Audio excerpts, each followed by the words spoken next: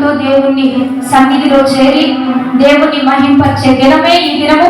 కాబట్టి అందరూ సంతోషంగా ఉండాలి, అందరం ఆనందంగా ఉండాలి. ఒకసారి ఉచ్చిమగా గట్టి చప్పట్లు కొడుతూ దేవుని నామానికి మహిమ. మిగతా బాధ, వ్యతిరేకత, కన్నీరు, దుఃఖము, నిట్టూర్పులు, వేదన ఏది ఉన్నా తిరిగి రెట్టింపు ఘనతనిచ్చి ఇవ్వడానికే ఆదివారం. ఆశీర్వాదాలు కుమ్మరించడానికే దేవుని సన్నిధి. ఉచితమైన కృపతో ఎన్నిక లేని మనల్ని ఎన్నికైన జనాంగంగా మార్చడానికే ఈ దిన ఆదివారం. కాబట్టి మీ భారం అంతా ఎవరి మీద మోపి వెళ్ళాలి? యెహోవా మీద మోపడానికే రండి. ఎంత భారం ఉన్నా, ఎంత బాధ ఉన్నా, లోపల ఎంత కష్టం ఉన్నా భారం అంతా ఈరోజు దేవుని మీద వదిలిపెట్టి, మందిరంలో వదిలిపెట్టి ప్రార్థన ద్వారా దేవునికి అప్పగించేసి మీరు ఫ్రీ అయ్యి వెళ్ళిపోవాలి. మీరు సంతోషంగా ఇంటికి వెళ్ళాలి, ఆనందంగా వెళ్ళిపోవాలి. కాబట్టి దేవుడు పెట్టారా ఈరోజు మన మధ్యలో మరి మన సంఘ బిడ్డ స్నేహ, మరి తన భర్త కొత్తగా అంటే వివాహమైన మరి న్యూ కపుల్స్ గా మన సన్నిధిలో ఉంటూ ఉన్నారు. మరి ప్రత్యేకంగా మీ ఇద్దరికి మా తరపు నుంచి మంచి వివాహ జీవితంలో మీరు ఉండాలని మనస్ఫూర్తిగా కోరుకుంటున్నాం. మీ నిమిత్తం ప్రార్థిస్తూనే ఉంటాం. కాబట్టి దేవుని బిడ్డలారా, మరి స్నేహ గురించి చెప్పాలి. కొద్ది నిమిషాలు నేను చెప్పే సమయం ఇది. తన గురించి, తన పరిచర్య గురించి మీరు సంతోషంగా ఉండాలని, ఆనందంగా ఉండాలని మేము సంఘ బిడ్డలం అందరం మీకు ఎప్పుడు కూడా సపోర్టివ్ గా ఉంటాం. కాబట్టి ఇది దేవుని కార్యం. దేవుడు ఎంతగానో మన పట్ల కృప చూపాడు. ఈ రోజు స్నేహం పట్ల దేవుడు కృప చూపాడు. కాబట్టి మరి కొత్తగా వివాహమైన ఈ బిడ్డల గురించి ప్రత్యేకంగా మనం చివరిలో ప్రత్యేకంగా పిలిచి ప్రార్థన చేద్దాం. ఎందుకంటే వారిద్దరి దేవుడు చదపరిచారు, మంచి వివాహ కుటుంబాన్ని ఏర్పరిచారు. వివాహం అన్ని విషయంలో ఘనమైనది. ఘనమైనదా చిన్నదా? ఘనమైంది. కాబట్టి మనం కూడా ఘనంగా ఎంచుదాం. వారిద్దరిని ఇక నుంచి మనం ఘనంగానే గౌరవించాలి, ఘనంగానే పిలవాలి, గౌరవప్రదంగా పలకరించాలి. ఎందుకంటే వివాహము అన్ని విషయంలో ఘనమైంది కనుక, వారిద్దరు వివాహమైన వారు కనుక ఇక నుంచి మనం వారి పట్ల ప్రేమగా, గౌరవంగా, అంటే ఇంతకు ముందంతా వారు ఒంటరిగా ఉన్నా, ఒంటరిగా జీవించిన, ఇప్పుడు దేవుడు వారు కుటుంబంగా ఏర్పరిచారు. ఒక మంచి జీవితాన్ని వారికి ఇచ్చారు కనుక మరి వారి ఇరువురు కలిసి చక్కగా మరి ఫస్ట్ డేనే మందిరానికి రావడం మిమ్మల్ని బట్టి ఎంతో సంతోషం. దీనిని బట్టి మీకు ఎంత వాక్యం ఉందో, మీరు ఎంత ఆత్మీయంగా ఉన్నారో మాకు అర్థమవుతుంది. సంఘానికి కూడా చాలా సంతోషం. మేము ప్రార్థించాం మీకోసం, వివాహం అవ్వాలని కదా, ఉద్యోగాలు రావాలని, మంచిగా ఎగ్జామ్స్ రాయాలని, అందరికీ ఆరోగ్యం ఉండాలని, ప్రతి ఒక్కరి గురించి, కుటుంబాల గురించి, వ్యాపారాల గురించి, ప్రతి ఒక్కరి గురించి మనం ప్రార్థిస్తూ ఉండగా ప్రార్థన ఫలితం ఇది కదా. మనం చేసే ప్రార్థనకి దేవుడు మంచి ఫలింపు. ఈ రోజు మీరు కలిసి రావడం మాకు సంఘానికి ఎంతో సంతోషం. కాబట్టి స్నేహ మంచి విశ్వాసి, మంచి ప్రచారకురాలు, మంచి నాకైతే మంచి సపోర్టర్, అంటే నాకు మంచి సహకారి. సేవలో నేనేం చెప్పవసరంలా చూపుతోనే పరిచయం చేస్తాను. స్నేహ కానీ, శిరీష కానీ, అనూష కానీ, ఉష కానీ, శ్రీజ కానీ, పావని కానీ మంచి మంచి విశ్వాసులు. వీళ్ళంతా యవన బిడ్డలు, అంటే అందరూ మంచి వాళ్ళే. కానీ మీరు లేటుగా వస్తారు, ఆలస్యంగా వస్తారు. కానీ మీరు వచ్చేలోపు మందిరం అంతా సిద్ధపరుస్తారు. సేవకుడు వాక్యానికే వస్తాడు, వాక్యం టైంలోనే వస్తారు, ఆరాధన టైంలోనే. ఆ లోపు బిడ్డలంతా మందిరం సిద్ధపరచడం, ఓడవడం, అంటే మైకులు కానీ ఆన్ చేయడం కానీ, పాటలు పెట్టడం కానీ, ఇక్కడ కెమెరా తీసే విషయంలో, ఫొటోస్ తీసే విషయంలో ఈరోజు మన పరిచర్య యూట్యూబ్ ద్వారా అనేకులకు పరిచయం అయిందంటే యవన బిడ్డల్ని దేవుడు ఒక సాధనాలుగా వాడాడు. మేము చేయగలం, కానీ మేము దిగిలి చేయడం అది బాగుంటుంది కనుక పరిచర్య వీరుల్ని మనం లేపాలి. పరిచర్య పూర్వకంగా అనేక మంది పరిచారకులుగా లేపాలి. పౌలు గారు కూడా విశ్వాసుల్ని పొగిడారు. కొంతమంది ఎఫెప్రాను బాగా పొగిడారు. ఎఫెప్రా మంచి విశ్వాసాన్ని, ఎఫెప్రా నాకు దొరకడం, అది నాకు మంచి దేవుడు నాకు మేలు చేశాడని, ఒక మంచి ఎఫెప్రాను మీకు ఇస్తున్న సంఘానికి రాశాడు పత్రికలు. ఒక మంచి ఎఫెప్రాను మీకు పంపిస్తున్నానని పౌలు గారు కానీ మంచి విశ్వాసం గురించి రాశారు. కాబట్టి ఈరోజు సంఘంలో స్నేహ కూడా మంచి విశ్వాసి. అట్లా చూస్తే చాలు పరిచర్య పసిగట్టేసింది, గమనించేసి వెంటనే వెళ్ళిపోయింది. చిన్న పని పెద్ద పని అని చూడదు. ఏ పని చెప్పినా దేవుని పరిచర్యకై సిద్ధపడిపోతుంది. ఎక్కడ బయట ప్రాంతానికి ఎక్కడ వెళ్ళాలన్నా నా వెంట వస్తూ ఉంటుంది. మరి అన్ని విషయాల్లో మరి ఎంత కష్టమైనా అస్సలు సిగ్గుపడేవాళ్ళు కాదండి. రోడ్డు మీద అయినా ఏ పని చేయడానికైనా కొంతమంది యూట్యూబ్లో చూసే వాళ్ళు కూడా, బయట నుంచి వచ్చే వాళ్ళు కూడా ఆడపిల్లలు, అరే యవ్వన పిల్లలు ఎంత అద్భుతంగా చేస్తారా అని పొగిడి వెళ్ళిన వాళ్ళు కూడా ఉన్నారు. అబ్బాయిలు చేస్తే అది వేరే విషయం, కానీ అమ్మాయిలు సిగ్గుపడక భయపడక చకచక తిరగడం, పరుగులెత్తడం, అదంతా ఏంటంటే మేము ఫీడింగ్ ఇచ్చాం, మేము ధైర్యాన్ని ఇచ్చాం, మేము బలాన్ని ఇచ్చాం. కాబట్టి మంచి పరిచర్య మరి స్నేహ చేసింది. మరి తన భర్త తను మంచిగా ఉండాలని మనస్ఫూర్తిగా కోరుకుంటున్నా. మరి అన్ని విషయాల్లో వారు సహకరిస్తూ, ఇంకా మీరు వెళ్ళే సంఘానికైనా మీరు వెళ్ళే ప్రాంతానికి మరి మీరు మంచి సంఘం చూసుకొని అక్కడ కూడా మంచి పరిచర్య చేయాలని మనస్ఫూర్తిగా కోరుకుంటున్నాను. ఎందుకంటే అన్ని దినములలో ఎందు మనుషులందరి మీద కుమరిస్తానన్నాడు.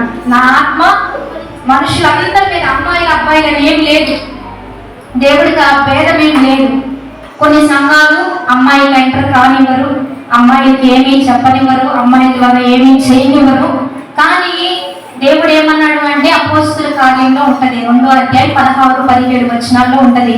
అంత్య దినముల యందు మనుషులందరి మీద నా ఆత్మ కుమ్మరిస్తా, ప్రవచిస్తారు, నా సేవకుడు సేవకురాలు ప్రవచిస్తారనే మాట అక్కడ ఉంటది. అంటే దేవుడికి భేదం లేదు, దేవుడికి తేడా లేదు. కాబట్టి మనకు కూడా తేడా అవసరం లేదు. అసలు సంఘం అంటేనే స్త్రీ కదా, మనం సిద్ధపడాలి. పెళ్లి కుమారుని ఎదుర్కోవడానికి సంఘము స్త్రీగా కళంకమైన మచ్చైన డాగైనా ఏది లేకుండా సిద్ధపడాలి. స్త్రీకి చాలా ప్రాముఖ్యత ఉంది. స్త్రీ గురించి చెప్తున్నా. ప్రతి విషయంలో ఇప్పుడు మనం ఏమంటాం, తల్లి తండ్రులు అని పిలుస్తాం కదా, స్త్రీ పురుషులు అని పిలుస్తాం కదా, తండ్రి తల్లులు అని పిలుస్తారు ఎవరైనా. ఎక్కడైనా రాయాలన్నా తల్లిదండ్రులు అని రాస్తారు, అవునా కదా.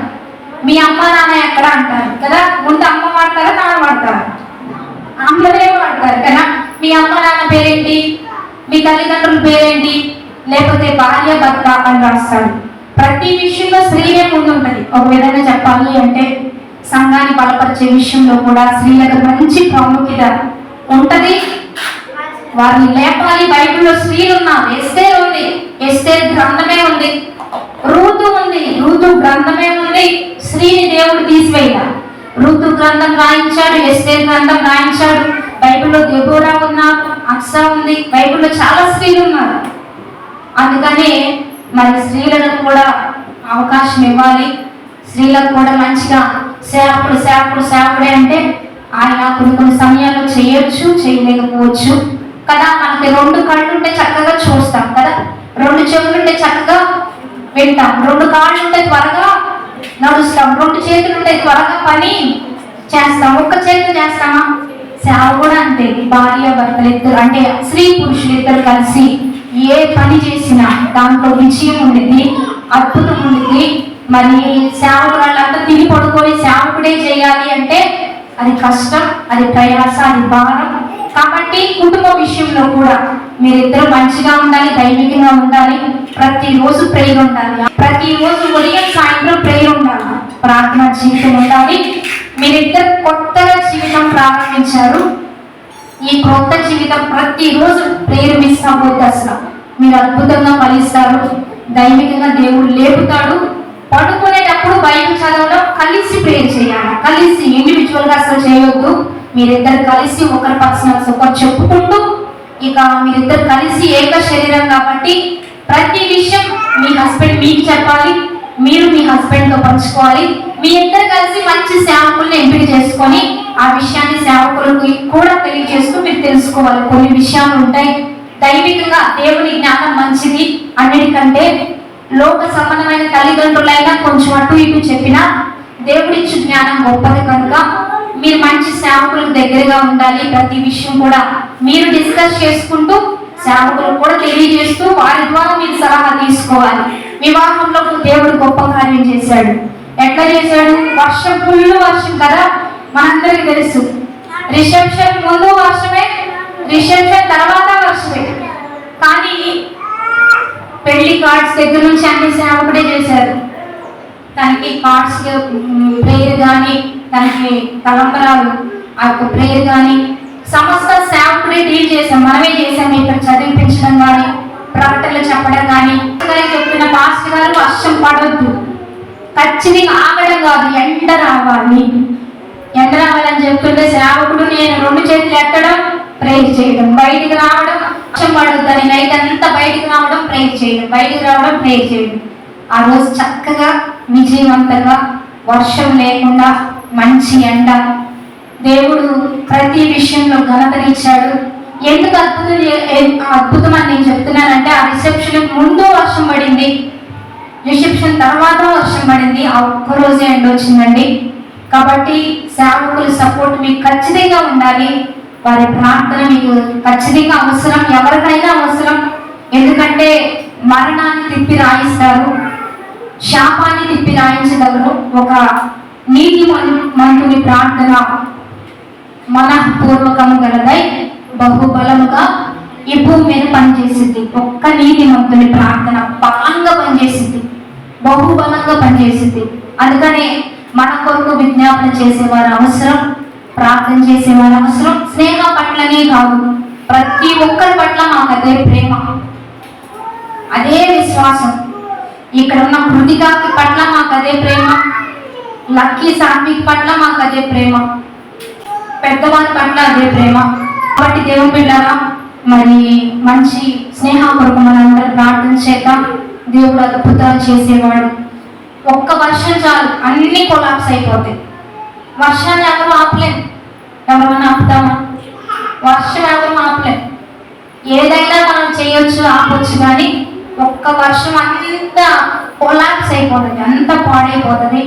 మరి దేవుడు అద్భుతాలు చేసేవాడు, గొప్ప కార్యాలు చేసేవాడు, విజయవంతంగా జరిగించాడు. కాబట్టి స్నేహ కొరకు చివరిలో ప్రత్యేకంగా మనం పిలిచి మరి సంఘం పట్ల దేవుడు చేసిన మేలు, గొప్ప కార్యం